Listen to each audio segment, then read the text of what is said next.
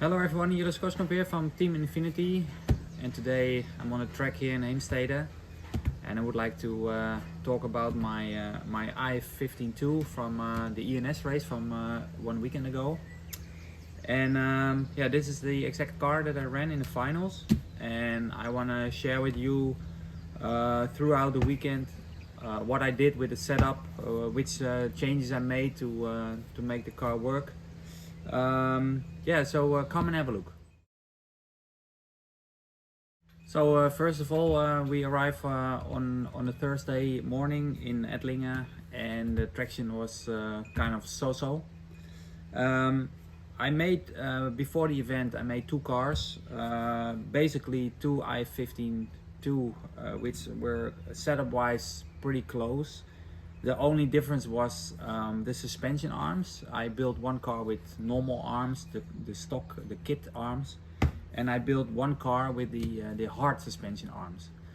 The week before the ENS, I practiced in Heemstede on this track here, and I felt with the hard suspension arm, the car was just more consistent. It's not faster for one lap, but it was more consistent, more easy to drive.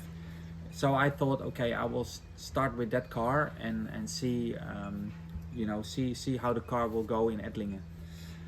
Coming to Ettlingen, the traction was medium. Lap time wise, we were a little bit slower than the year before.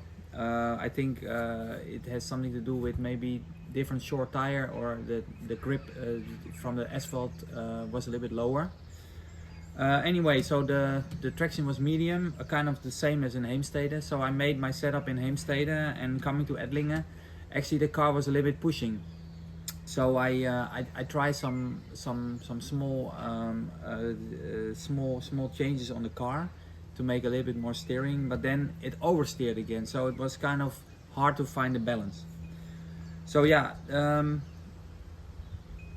Throughout the weekend I did a few changes that really helped, and for example that was the rear roll bar.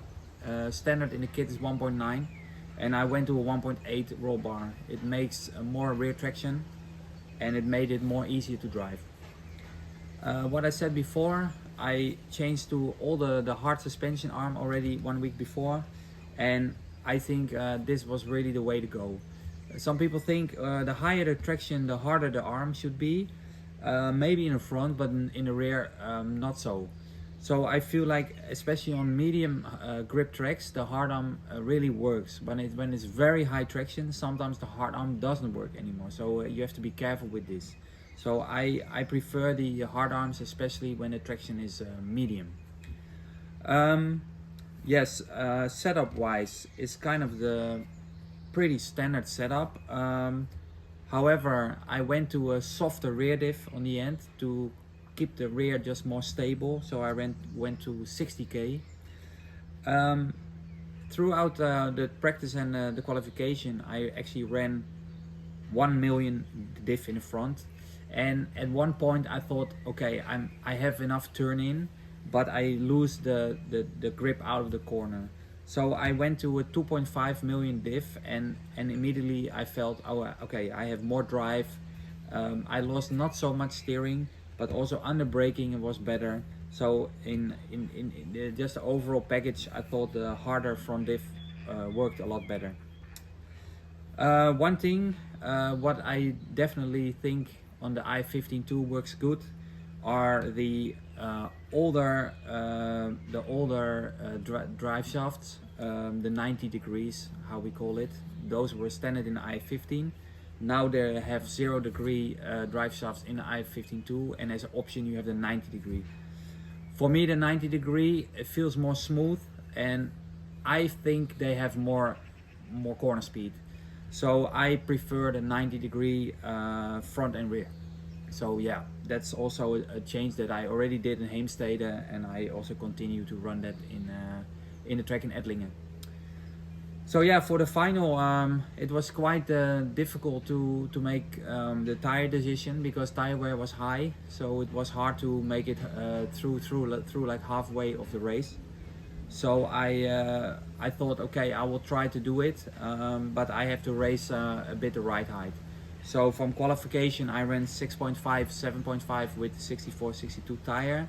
I went to 7 and a little bit more than 8 millimeter in the rear, just to have enough ground clearance if you go small on the tire, that you have enough clearance not to bottom out on the chassis.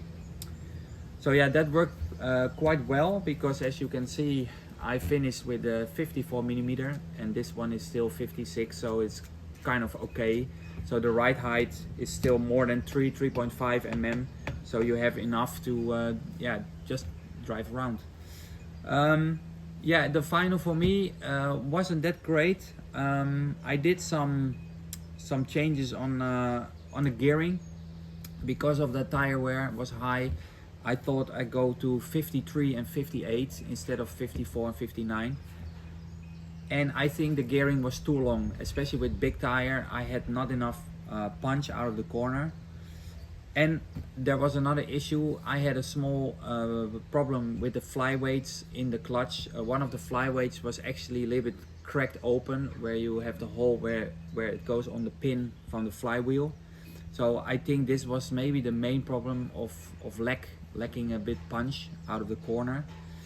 However, with small tire, the car finally came to life, and I had a little bit more punch with small tire, and I also could do my fastest times with small tire, so that was good. And I think also the ride height also helped with that, so I had still enough clearance even with the small tire. So looking more to the car, a lot of people always say, Infinity have so many option parts. Actually, it's not true. On my car, I have very little option parts. What I said, only the arms are the hard suspension arms. The rest of the car is very stock. I'm still running the prototype springs, the SMJ prototype springs that we had at the World Championship. They still having some trouble to get them into the stock. So I hope they come soon, because they work really well. These springs are one step harder than the standard stock kit springs. So if you can't get them yet, I really prefer the standard kit spring. They also work really good. Yeah, here more close up of my car. A few more option parts, a few like the servo saver aluminium. Also, I'm running the diff with the aluminium cover on the side. Feels a little bit more solid. Yeah, I cut the top deck. That's what I normally do on the i15, also i15-2 as well. Give you a bit more flex, and with the linkage, yeah, it feels just right. Yeah, again, the car setup is quite standard. Looking at the weights, I have a 28 here and a 20 here and a 9.5 in the bumper. That was a good weight. And something that is very interesting is this screw that you can add. And also 1 year ago at the European Championship, I also used this screw. And again in Ettlingen, I also felt this was better. It just makes a bit more stiff rear, and it feels more stable. Thank you again for watching my video. I hope this was helpful for you. If you have any questions, feel free to put it in the comments in the video below. And till next time.